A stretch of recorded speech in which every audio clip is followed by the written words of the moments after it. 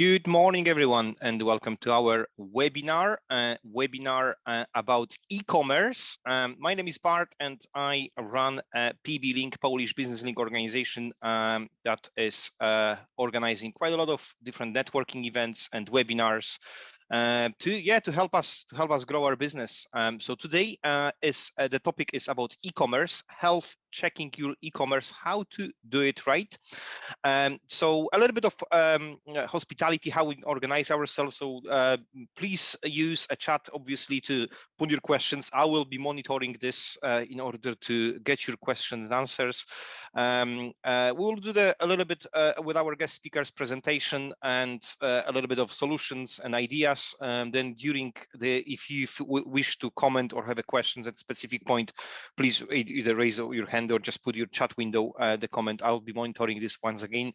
We aim to finish in about half an hour, 40 minutes to get you going. Obviously, that webinar will be recorded, so you can always go back to this. And finally, you will be obviously notified about any presentations from our guest speakers should you wish to continue. So I would like to welcome today Gosia Radkiewicz, e-commerce strategist at Noah Ignite. Welcome, Gosia, and health checking your e-commerce, how to do it right. As a beginner, I would like to say that e-commerce massive in the UK, obviously one of the biggest in Europe. It used to be one of the biggest, but I don't know exact numbers. However, we all buy, sell online now, different platforms. I myself, as a good example, I used to buy even meat via online. It's crazy how everything is now accessible. I think everyone, youngsters, older generations get used to it. And even in my street, there are lots of different vans delivering parcels instead of actually queuing for the shop. So e-commerce is big, and we want to learn more about the strategies and how to do it right. We'll be talking a little bit more insights into e-commerce. Gosia, floor is yours, and thank you very much for joining today. Thank you, Bart.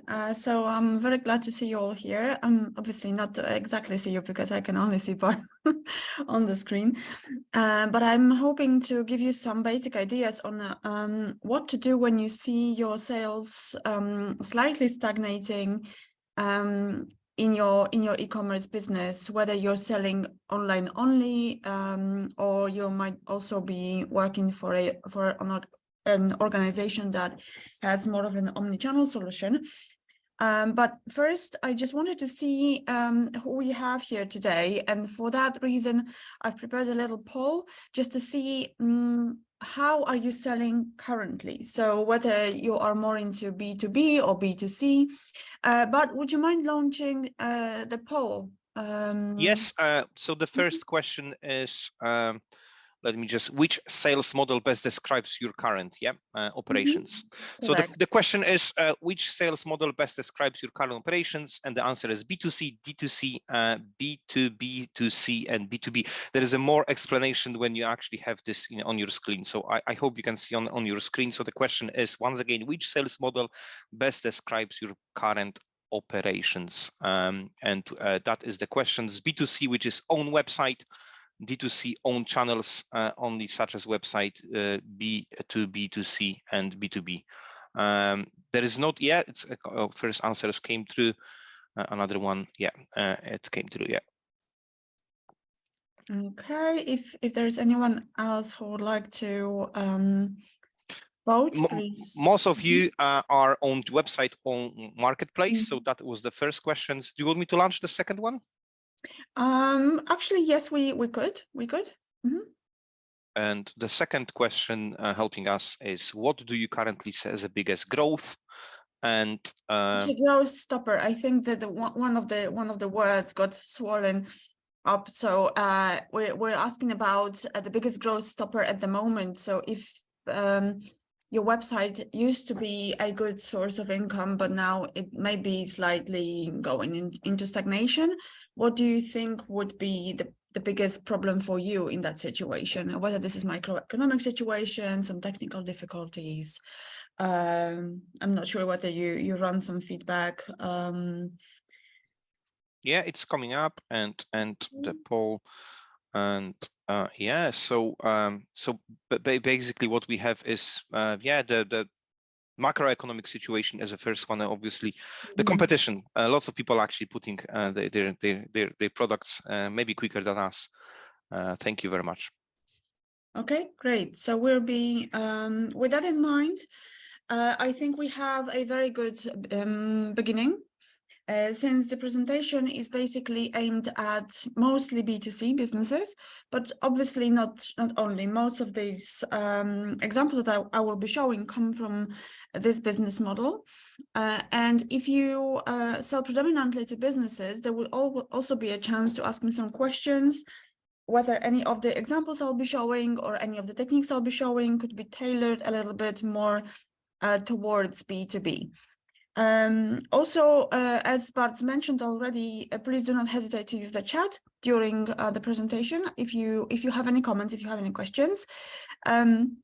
We will probably resort to giving all the answers at the end of the presentation, but perhaps if something comes up that corresponds directly to any of the slides I'll be showing, then I'll try to answer it on the spot.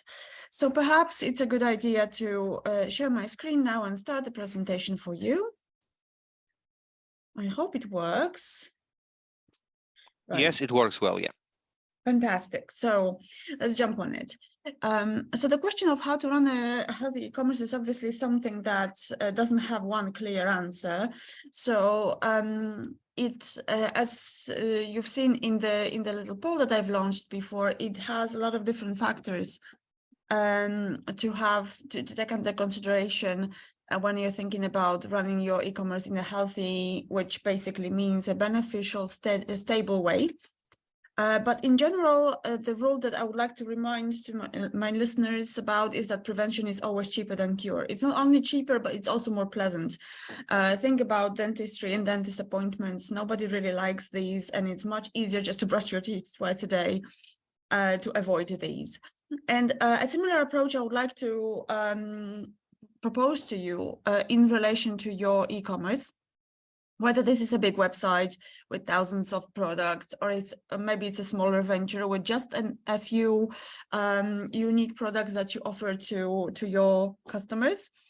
Generally, obviously, there isn't like one list that you could simply apply to each of those businesses, but some basics and some fundamentals would apply to most of the cases I would work with, and during my career, to most cases that I've seen. So when it comes to prevention, you're probably already doing some of the work by monitoring some of the metrics that you can pull out of your website analytics, such as conversion rate, such as average order value, and so on and so forth. So because many people ask me, like, why would I need a health check if I already have analytics plugged in? Well, the reason is there's a difference to those two actions that you can take to make sure that your e-commerce is actually being run in a healthy way. So when you monitor your metrics, such as conversion rate, such as bounce rate, and so on, you do it on a sort of continuous basis. Perhaps you have some reports, some dashboards that are pulled out of your from your Google Analytics or any other analytical system that you might be using.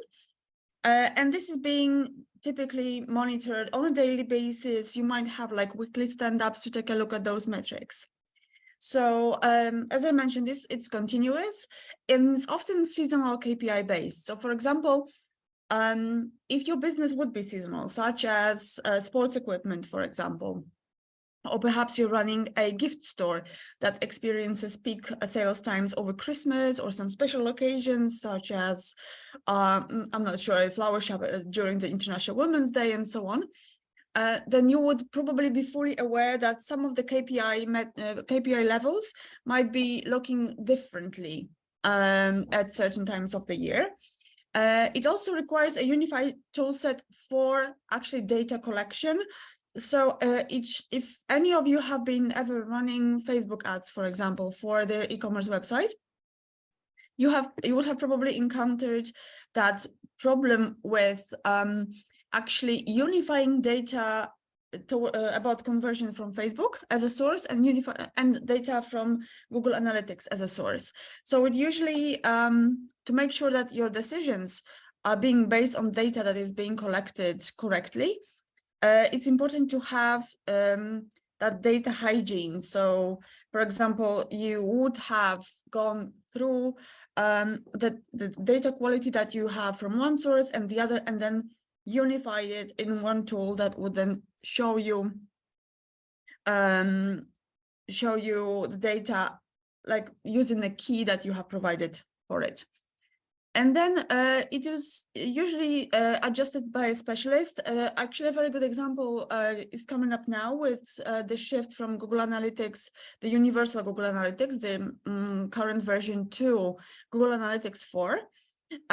So it would also require a certain new approach to how the data is being collected. And also it needs to sort of reflect the way that you want to collect these data. It's much less reliant on default reporting than Google Analytics, the universal version. So it's also something that you might need a data analyst to help you with before Google actually applies default settings to your account on the 1st of July. And then the problem spotting. So, for example, if your bounce rate is reaching an unusual value at some point, or your conversion rate is dropping very rapidly, this can be easily spotted on that during that continuous monitoring by somebody that doesn't really need any analytical training. So you might even set up alerts to let you know if some of the metrics are going quite far from the KPI levels that you have set up for yourself. And some of the tools that we're typically using for monitoring of an e-commerce website would be Google Analytics, any BI tools such as Power BI or ClickSense or Kissmetrics for something more complex. Whereas health check is something that is being done once upon a year or typically, or upon a major upgrade. For example, before you have ventured out to a marketplace, or before you have upgraded the layout of your product pages. It's beneficial to check if everything is going to be applied to a sort of solid base, and if there is nothing that would impact the result that you would be getting once you've entered that new functionality, or once you've changed something major to your e-commerce store.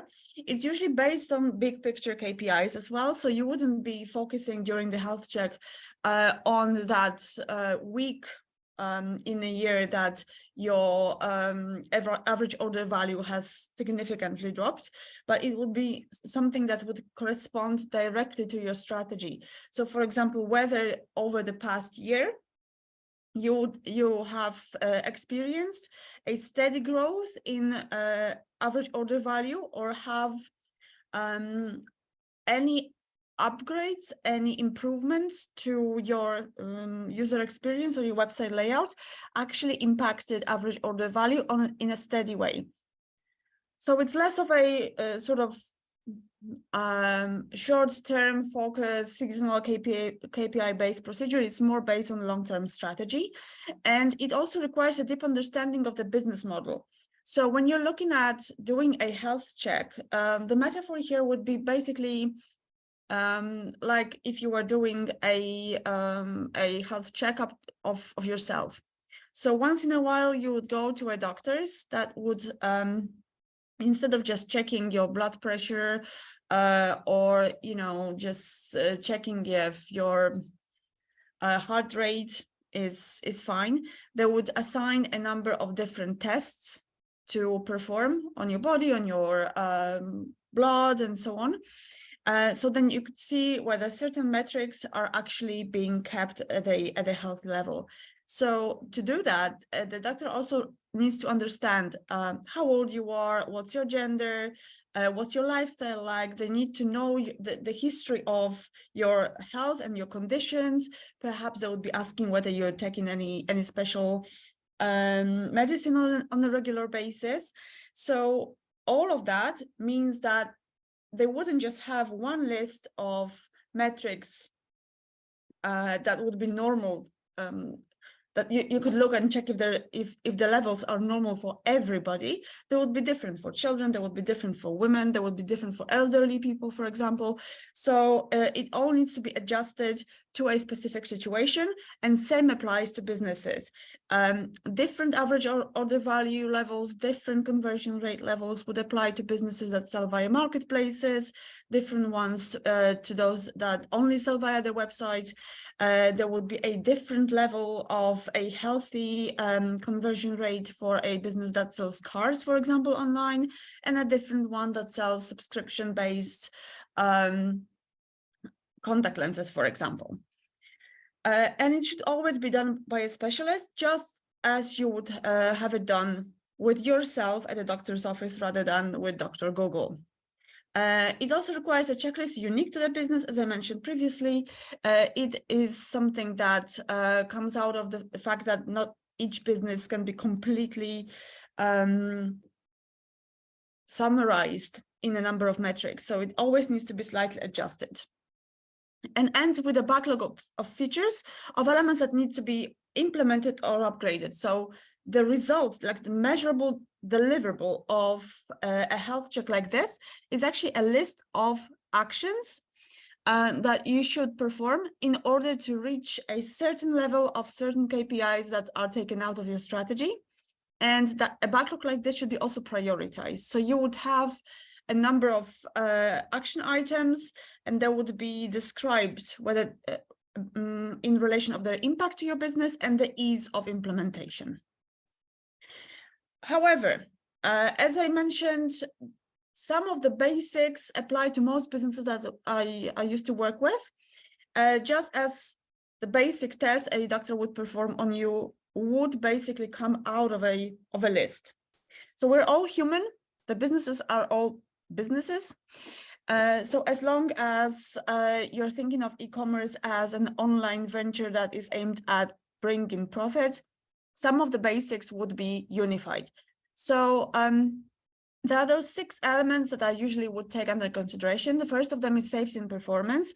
The second is traffic and the traffic quality.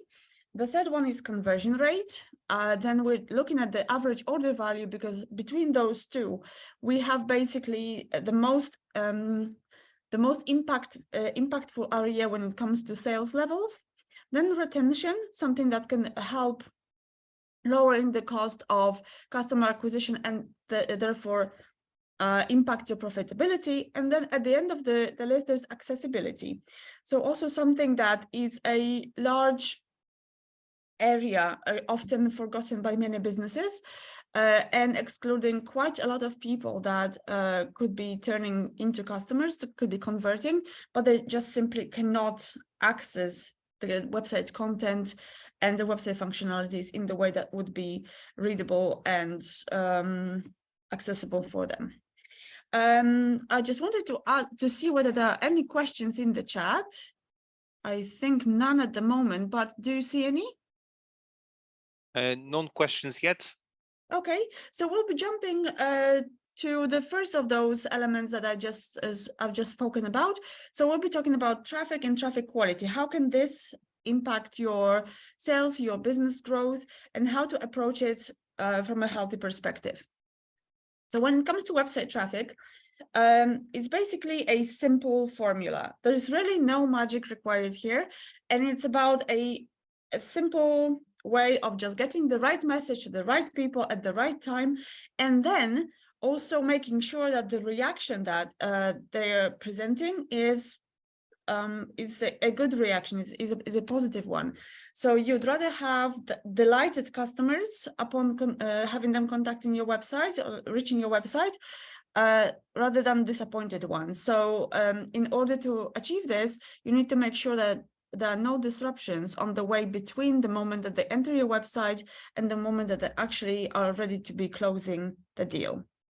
When it comes to the metrics are used to determine whether traffic is of good quality or bad quality, which basically means whether the people that are coming to your website are likely to convert into customers or not. I usually take those 3 main ones for under consideration. So the bounce rate, a metric that is quite often overlooked. It's not a sexy metric. It's not something that responds directly to your sales, but it says a lot about the messages that you're putting out there and how relevant are they to people that you're targeting. So typically, a high bounce rate would either mean that you are running an aggressive campaign trying to reach out to new target groups, and inevitably by testing you would have encountered some of the people that are not interested in your offer. But typically bounce rate should be kept as low as it could, while maintaining a healthy traffic level. That would indicate that people who are coming to your website are actually interested in your offer. Then cost per acquisition, which is something that would, again, translate directly to the profitability of your advertising, your messaging, your communication out there. And then the micro conversion rates, which can be anything from a newsletter sign up, or you could try and see how many pages per session are being visited, or how many people have added a product or service to the basket. These micro conversions would be very, very unique to the certain type of business that you're running. Then we're jumping into conversion rate, which again is no magic. Conversion rate is all about user experience. So it's, again, a very simple way of looking at this. What you need to see is whether you're getting the right people to your store, and is it easy and sort of friendly for them to shop with you. So it's managing expectations, and then within the ad or within any communication that you're sending out there, whether this is Facebook page or a display ad or anything else that you're talking about your offer within, then matching a deliverable, which would be a landing page or anything that you're presenting a person that clicks through your ad, and then reaching that positive reaction, ideally a wow reaction, so a pleasant surprise, while thinking and remembering about the fact that there should be no disruptions here. So how do we achieve that no disruptions? We need to make sure that the messaging, so the ads or any communication that you're presenting outside of your website, is accessible, it's consistent, it's actually something that speaks about your offer in a way that would not end with a disappointment. So, for example, you must know about all of those ads that promise a price, and upon reaching a website, you actually find out that a certain price is not available to you. That's a major disappointment. Making sure that the customer encounters no disruption also means making sure that your website is mobile ready, that it's fast, reliable, and that the message is basically clear. And this that I've just displayed on the screen is the basic question that you should be asking yourselves, whether your customers feel like they're being cared for. It is quite unappealing for many people because it's difficult to understand what the customers actually think, but there's also a number of tools that can help you see whether people are happy or not happy with your offer. If they're not buying, what's stopping them? You can read a lot of this from analytics, or you can just simply resort to asking your customers via NPS polls or any other automated solutions that you might find suitable. So when it comes to this user experience, there are a number of website elements that can help you enhance it or destroy it. One of the first ones that I talk to my customers about is the search functionality. So not just the search bar, but search as a way of getting to know your offering. So what we're trying to mimic on online in relation to a brick and mortar store is to mimic that positive shop assistant experience. So somebody who would be helpful, who in case you're lost or you're not sure whether an item is suitable for you or whether this is the best offer you could possibly be finding, this is something that would come up to you and offer some assistance, some help. So again, we're not looking into trying to have search feel like one of those people that overwhelm you with their readiness to help, but somebody who would very discreetly, politely, and kindly offer you their help that you're looking for at a certain moment. So as you can see in an example here from a fashion store called naked. A good search functionality starts with a search bar that has a number of suggestions and a number of predefined values built into it. So I do not need to type in tank top for it to sort of presume that I might be looking for a tank top. If I would have typed TNK, that should also be something that the search bar should recognize as a misspelling and offer me solutions that could actually correspond to what I'm after at a certain moment. So the help and assistance is something that your search functionality should be offering, and a path of simplification. Actually, a vast majority of shopping right now on e-commerce websites starts with search, not with the menu, not with the grid that you've prepared for search engines to be pulled out for SEO purposes, but actually with search bar. It's much easier, it's much more friendly. And if you have a functionality that would support voice searching, that's even better. It's also used as a tool for discovery. So you might want to build in a functionality that would inspire your customers who are looking maybe for something that isn't actually quite defined yet. So a gift for a mom, or a red dress, or that's something that could help me unclog my sink.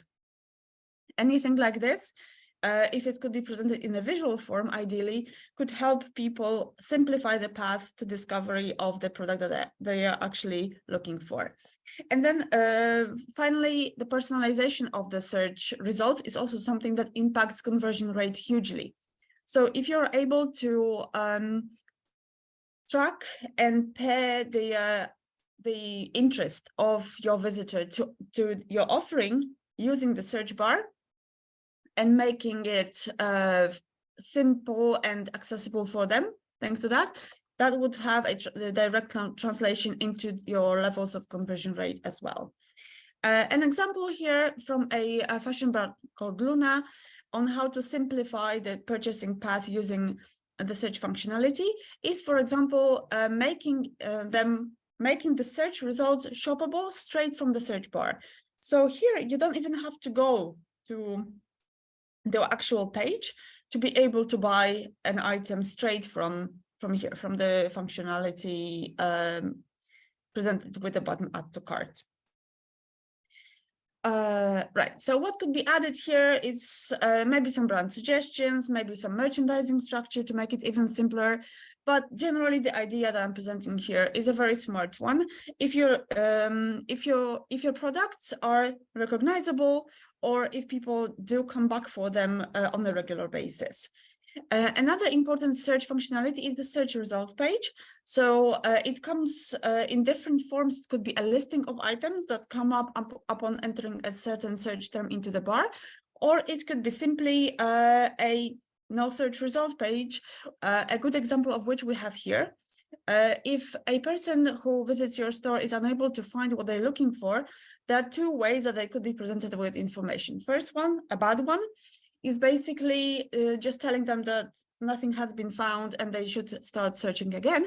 The other one, and we're remembering that we're trying to be that discreet but kind shop assistant here, is offering some advice and offering some guidance. So in this example, obviously, the message that we're finding here as a customer is that the search result has not been found, but you could try to search via those categories here, try a new search, or contact the customer care straight from here, so they could direct you to the certain page that you've been looking for. So keep it clear, keep it happy, like in a happy to help sort of mode, offer options. But also you need to make sure that you don't overdo it, and that experience that you're offering via search bar is not something overwhelming for your visitor. So there's really no need to be presenting people with items that are completely unrelated to the search term that they've been trying to enter into your search bar, and that you're not presenting them with too many different options at the same time, because that would not simplify their path, that would overcomplicate it. Another element that is important for your conversion rate and so for your sales is the homepage. So the general goal of the homepage is to build awareness in new visitors, and those who have visited your website before should be directed from there to some elements and some areas that you would like to direct them to, or you can have it personalized for them and in that way simplify their path even further. If you have somebody who, say, buys repetitively the same brand of and type of pet food, you can have that brand of pet food directly accessible for them from the homepage. Upon obviously implementing some piece of technology that would help you determine who is actually visiting your website at a certain moment. Many customers of mine have historically thought that homepage is actually the most important page in your store. I don't think so. In my opinion, by far the most important page in your store is actually the product page. However, for many people, and especially for those that are unfamiliar with your store, unfamiliar with your brand, that would be the landing page, the first contact with the website. This is why you need to make sure that this page actually presents the brand look or the USP of your company in the right way, and also that it's accessible, and then that it directs your user towards next steps in the purchase path. It's really important to have an easy navigation. The search bar should be prominent, especially on mobile. If you're trading in multiple markets, it has to be localized. And then that you need to maintain that balance between inspiration, as here in the naked fashion brand example, and sales. Many brands make a major mistake by resorting to one or another from those two options, whereas actually a good balance makes sure for you that the new visitors are being inspired while the returning ones know where to go. And homepage don'ts is basically making sure that you're making the experience of this page as difficult and annoying for your user as possible. So it could be anything from invasive, badly timed pop-ups. So what I mean is, and it's so visible on so many websites, that the first interaction with the website is having to close 2 or 3 different windows. Especially on mobile, it can result in immediate bounce rate. In an immediate bounce that would then translate into your bounce rate.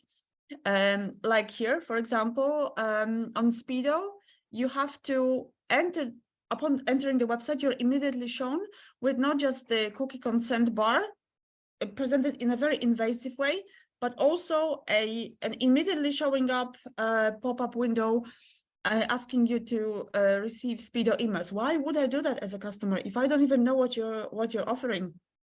So that's one thing. And then localization errors would be another major mistake. So for example, if I'm right now in Poland, a well-designed website should pick up my location, but also ask me whether I actually want to keep that location or not. Because you might have somebody who travels a lot, and then whether they're currently in Philippines or in the United States, it doesn't impact the delivery address at all. So also lack of storytelling and personalization, something that relates to what I've just said before about that balance between inspiration and sales on your website. So another example that we have here is Zara with an incredibly bad navigation structure, all chain, which is basically it's a bomb of different pieces of communication. Everything is very aggressive, and again, loads of different messages at the same time just make it very difficult for somebody to decide where to go next. I'm just going to make a little pause here to see, Bart, if there are any questions on the chat that I should be answering right now, or should we continue? I think we should continue because this is so exciting about the shopping assistant. Everyone is watching. There is no comments. We can get back to the a little bit of discussions after the presentation. Okay, please. No problem at all. So we can carry on. As I previously mentioned, a product page is probably the most important page in your shop, because also if you're selling products, it's going to be slightly different for services, but if you're selling products, a big chunk of your traffic would typically come from any sort of shopping ads, whether this is going to be Google or some sort of search comparison website. It's going to be basically reliant on the listing of your product with the price, availability, and an image. So via ads like this, people would land directly on your product page. This is why it's very important to also keep the core USPs of your company. So for example, if you offer a free delivery, or if you offer an extended time frame for returns, that should also be presented on the product page, because some of those customers might never reach your homepage in the first place. A good example I'm showing here comes from a Nordic brand of winter clothing called Fjallraven. You might also know them as the makers of Kanken, and they're also one of the customers of No Ignite. So what we can see here is a very simply arranged, but a very well arranged product website that shows a clear navigation here called breadcrumbs. So something that can direct someone who lands on a page with a jacket like this a little bit back towards the whole selection of jackets. We have a very well composed product name, so it's not being pulled out of some product information system that would be aimed at B2B customers, so flooded with numbers and extended elements of the name. It should be simple. There's a clearly displayed price, and if you're selling in the European Union, you should remember about the Omnibus Directive that now makes every seller responsible for presenting the price history within the last 30 days as well. And if you're presenting, especially if you're presenting a crossed out price information, then also description. So description should be, first of all, friendly to the user, but also friendly to search engines. So anything that you could see users are looking for, and you can pull out this information easily, either from data that you're getting from your product ads from places like Google or from your own search bar. And then incredibly important, and that's the importance of it is definitely on the rise, is the reviews and user-generated content. People want social proof. People want to know that their peers are happy with a purchase of a product that they're looking at. This has a major impact on the conversion, and it will impact your conversions rate as well. Anything that you could also offer to your customer upon them browsing the product, trying to get to know it a little bit more. But if you do not want to clutter your website with too many information, you can always hide those information in tabs. So anything that can have a title, but can also have a little bit more information rolled out upon clicking, say, a plus button or read more element, would be beneficial not only for your customers, but for your positioning in search engines as well. A bad example would be those two. As you can see, the product names are the opposite of what I've just been talking about. So they're way too long. It would be very difficult for them to actually properly display in shopping ads, which might result in the crucial information not being displayed. And then also it eats up a lot of the space on your product page, which should have been taken by something much more relevant for the customer. So the information architecture is badly done. As you can see, none of these, the product on the right has no reviews. So clearly, the company hasn't been doing much towards actually fighting for these reviews. People won't leave reviews by themselves unless they have a very, very bad experience of an incredibly good experience. Both of those situations are unlikely. So typically, you need to incentivize your visitors to leave the reviews for product and service on your website.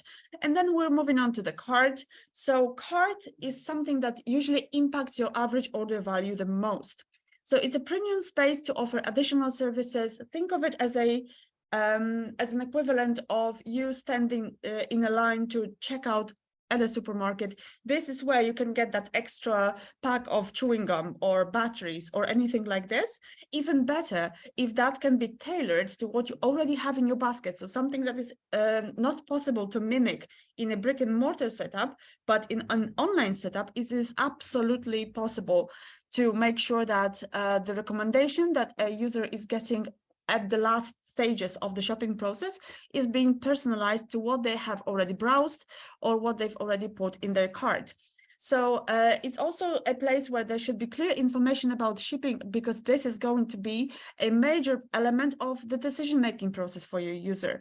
If the earlier you can present them with this information, the better. And in 99% of the cases, if you can present that information on the product page already, given that the localization works well in your store, this is going to positively impact your average order value and your conversion rate at the same time. One clear call to action button is something that should be presented in your cart. So whether you would like to have people go further and complete the checkout process, that should be highlighted.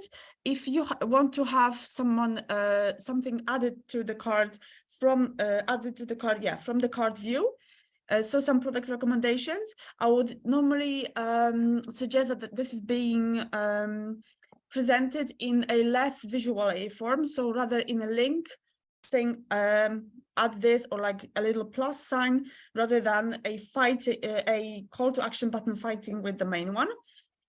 And a suggestive message encouraging placing an order right here, right now. For example, a message that you might have seen across the internet, that if you have put some of the items into your basket, it doesn't mean that they have been reserved for you.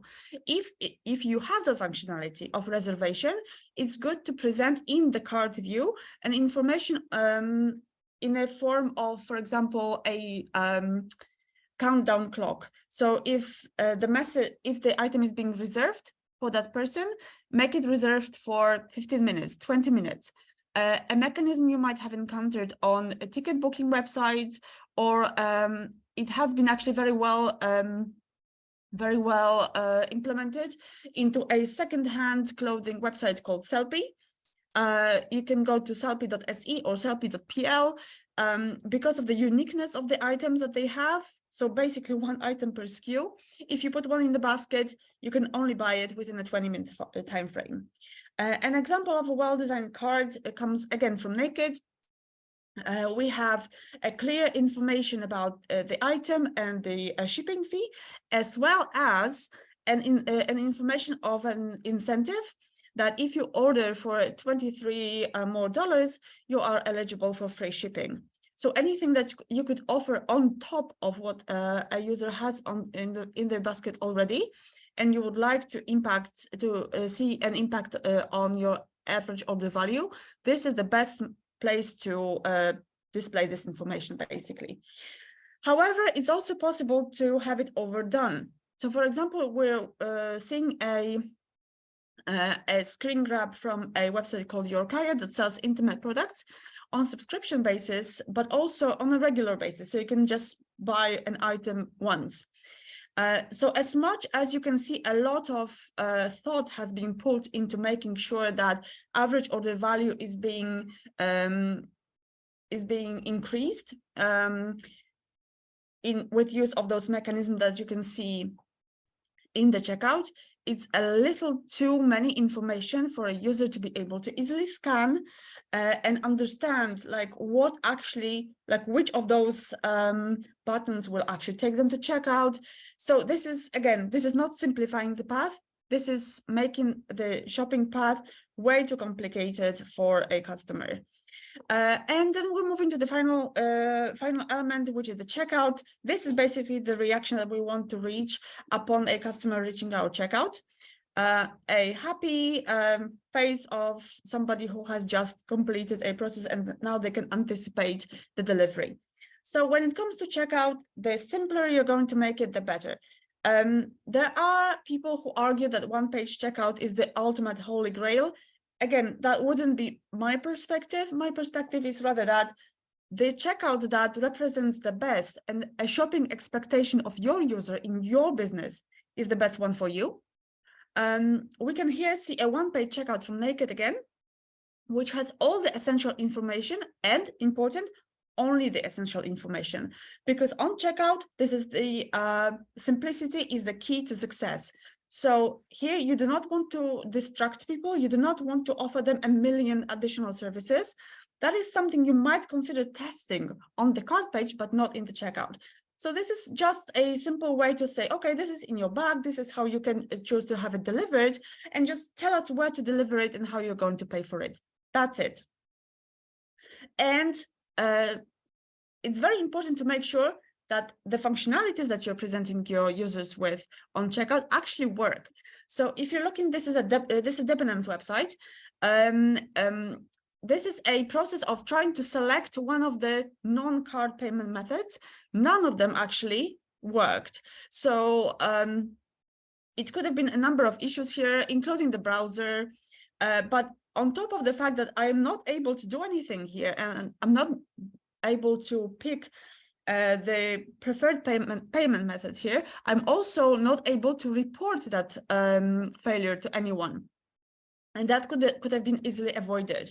So this is how I felt. I basically almost had the item, but then didn't. And probably after an experience like this, most of your customers won't come back to you because they would not want to risk another disappointment. So unless you sell to people who are masochistic and really like the misery, make sure that actually your checkout functionalities are properly utilized and they work, which can be done in a series of regular testings, and also making sure that you make it available for your users to report any mistakes and any errors that they encounter. Average order value is, again, something I've touched on already. So I'm just going to quickly fly through the techniques that can impact this metric. So the more personalized offer you present to your users, the higher the average order value is going to be. And also it's important to present that information at a certain time, certain moment. So it's really about the personalization engine and the way you collect the data about your visitors. It doesn't always have to be relevant on relying on third-party cookies, since these are being basically sunset. But if you have any CDP in place, or if you have some basic tools for marketing automation, this is something that you could start implementing, testing what actually works better, whether these are complementary products or whether these are some upgrades to a product that would be unique to your business. So think of bundles, think of making sure that the products that are the most likely to sell to your certain visitor are being presented at top of the search results or top of the listing. All of those elements are going to have an impact on your AOV. And the basket add-ons, yeah, so something I have already touched upon before. At card view, again, I'm presenting here Yookaya because this is actually a good example of some additional offers being presented on the card view. Just make sure not to have as many as they had in that little video I showed before. So this could have been cleaned up, this basket view, and just I would just keep here this information about the certain free delivery threshold, while everything else could have been easily removed without having a huge impact on AOV. So any of those elements could be relevant to your business. If you're selling on subscription, it's good to highlight that the subscription benefits, not necessarily from the card view. And then again, Debenhams is failing at AOV strategy. How? By making the very first element of their card view the promo code space. So if I know there is an option of entering a promo code, hey, why not to look for a promotional code somewhere and lower my order value in this way? Of course, this is not that I'm saying that you should not make it available for people to enter coupon codes, just not make this element so prominent. And then the final element we're going to touch upon today is the retention and order frequency. As you probably are fully aware, just maintaining a current customer is much cheaper and easier than actually getting a new one. So why not just take care of the database that you already have, nurture them, and encourage people to come back to order from you again. So it can be achieved in a number of different ways, but the most important part is the communication. So just making sure that you communicate with your audience regularly, but not overly often. It's the key. So people need to remember that you exist without actually feeling bombarded with information. How to reach a situation like that? Via segmentation and via personalization. So some of the examples of communication that should help you with customer retention is an information of a new collection or a new best-selling item coming back to stock, a reminder about coming back to buy another package of something that you have already bought and are likely to have used it by now. Or informing people of new arrivals, new collaborations, just simple emails saying that, hey, we haven't seen you in a while, maybe you would be interested in X. And the more personalized the X here is, the higher click-through rate you're going to experience and the more likely people are going to be to convert. So some more examples of what could be achieved in terms of communication, like personalized communication. And segmentation here as well. So, for example, we have the subscription confirmation email here from Clark's that, as an option, offers the user to share an information on what sort of collection they would be interested in. And this is the basic segmentation you can make with the help of your user as well. Make sure that the segmentation is actually something you can do. So you need to have some sort of customer data platform implemented. It can be even a basic marketing automation tool for start before you have actually a full CDP. A simple thing that many businesses forget about is just to make sure that there is actually a sign-up box somewhere on your website, whether this is a well-timed pop-up or just a functionality on your landing page. That's is not a good or a bad way to do it. It's just one way could be better for your business and the other way could be worse for your business. That needs to be tested. And something else that you might consider at some point is a loyalty program, not just a program that would reward people with points. If you would like good examples, reach out to me after the talk and I would be very happy to show you some examples of well-designed loyalty programs. And again, Debenhams is kind of almost there, but actually they're not. So for example, when I'm looking at the summary of my bag, I can see I can join something called the Beauty Club, but actually upon clicking this link, there's no information coming up. So I'm not sure why would I do it? What would the benefits be, and so on. And no, it's just, make sure that that the customers don't feel like they're being trapped and they're being just kept somewhere, that they're being sort of made to leave their personal information. Some of them might not be willing to do so, and if you make someone do something against their will, that's never going to bring any good results. So again, what to avoid: the generalized communication, so basically spamming, the prompts of pop-up windows that are coming up all the time or straight up on entering the landing page. And yeah, not delivering on the promise. If you promise somebody a 10% discount code, make sure that it's being delivered to their mailbox, like straight up on the sign up. Analytics is again something that you should have set up, and I'm not going to elaborate on this subject too much because we're kind of running out of time, as I can see. So just making sure that you have that monitoring in place and have your dashboards ready is a good starting point for a further health check, because to do a health check, you actually would have needed to have some data collected already. So whoever would like to know a little bit more about the analytics, the loyalty program, or anything else, after this web talk, there will be a chance to schedule a free 60-minute consultation with me. and you're more than welcome to do so. My availability within the next 2 weeks is a little bit limited, but after that, I will be happy to answer any questions of yours free of charge within that 60-minute time frame.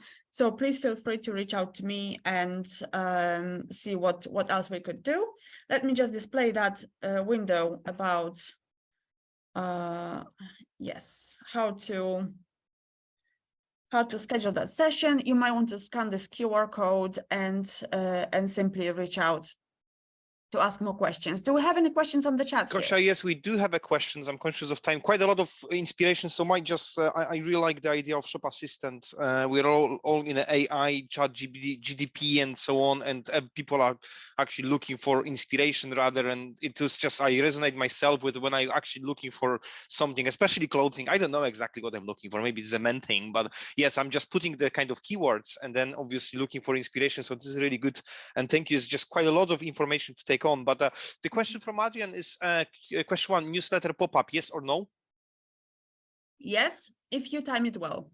So try to test. If you time it well, yeah, that's a good one. Yeah, just make sure that it comes up upon the user having consumed some information about your website, your store already. And again, try to think about it as you would think of a brick and mortar store. If somebody jumps at you straight at the door and say, hey, would you like to sign up to our database? Would you do that? Probably not. But if you have browsed something and you enter a conversation with the shop assistant, and then at some point they say, oh, well, we don't have that item right now, but we might have it in 2 weeks. Would you like to keep informed, to stay informed? They're much more likely to leave their email. Yeah, build the context. Great comment. And the second question, accepting cryptocurrencies. So this is specific about the checkout and experience of that, or yeah, any comment here? Sure. Well, this is not going to be relevant to each possible vertical. So some of the industries might be more receptive to this, some of them might be less receptive to this, but generally this is a payment method. So there will be an increasing number of people actually expecting for the stores to accept this method of payment, and many payment gateways now make it available for people to accept cryptocurrencies. Not all of them, but many of them. So if this is an option, and if you can see that people are actually looking for that method of payment, by all means implement it. I also might just comment on this. Maybe it's worth to actually ask the customers, okay, we would like to introduce the cryptocurrency as a payment option. Would you be happy to do so? Yes, no, and then just be relevant really as an option, but it's great. And finally, where to put the basket icon on the mobile screen? Well, again, there is no one size fit all solution, but generally my advice would be to put everything at the reach of your thumb. So as much as people are quite used to having all the navigation icons at the top, many larger enterprises are now moving to have everything at the bottom of the screen. So my general advice would be A/B test. Try the classic navigation, try the bottom navigation, which is like more accessible on mobile, and see what your customers are being more responsive to. There are easy ways to do it. Again, if you'd like to ask about specific toolset for that, please reach out after the talk. Perfect, Gosia. I'm conscious of time. I also need to go, but it was very, very good presentation. You've touched quite a lot of topics. I'm sure that each single slide can be extended into more ideas. My takeaway is a shop assistant helping basically navigate the client while they shop. And what I actually really like is inspire them. I actually fish for some great ideas, but not overwhelm them, because that's easy to actually put 15 different links and stuff. So test what is working for you.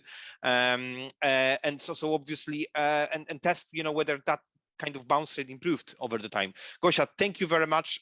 We'll soon send a recording to that webinar. We'll share with everyone within the network. But for this session, thank you very much, everyone, to attend this session.